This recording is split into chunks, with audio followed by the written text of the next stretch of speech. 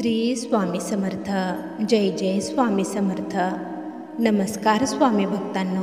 आज स्वामींनी तुमच्यासाठी एक संदेश पाठवलेला आहे. चला तर मग पाहूया स्वामींनी तुमच्यासाठी कोणता संदेश पाठवलेला आहे.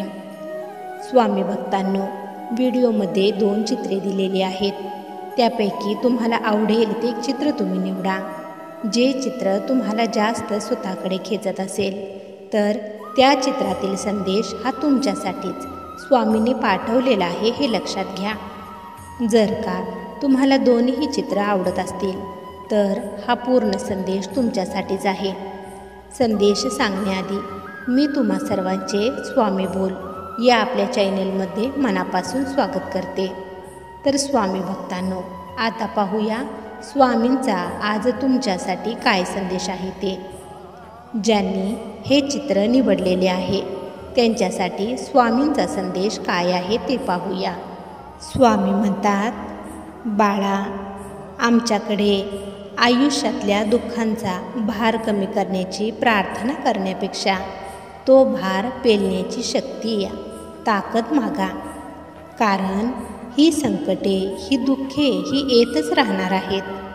त्यामुळे त्यांच्यापासून तुम्ही पळू नाही शकत. वेळोवेळी आम्ही तुमची परीक्षा ही घेतच असतो, तरी तुमची साथ आम्ही कधीच सोडत नाही.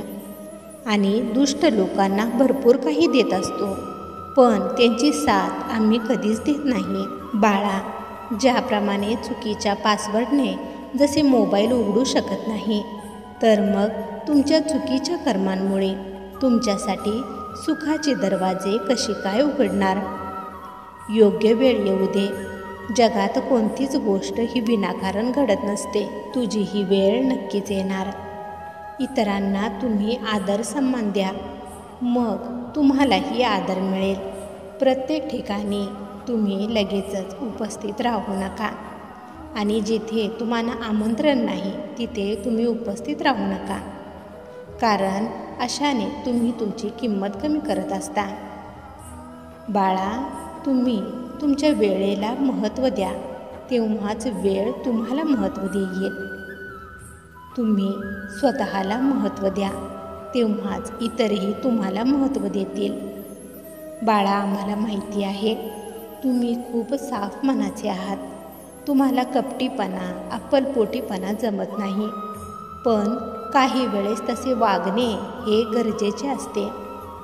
जिथे तुमची किंमत केली जात नाही तिथे तुम्ही जाऊ नका. स्वतःची किंमत स्वतः जपायची असते. भोळेपणा आणि मूर्खपणा यात पुसटशी रेष असते. त्यामुळे किती भोळे असावे याचा अभ्यास करा. आणि आम्ही तुम्हाला कधीच इतरांसमोर झुकू देणार नाही, तशी वेळच येऊ देणार नाही. बाळा, ही तुझी आई नेहमी तुझ्यासोबतच असणार आहे.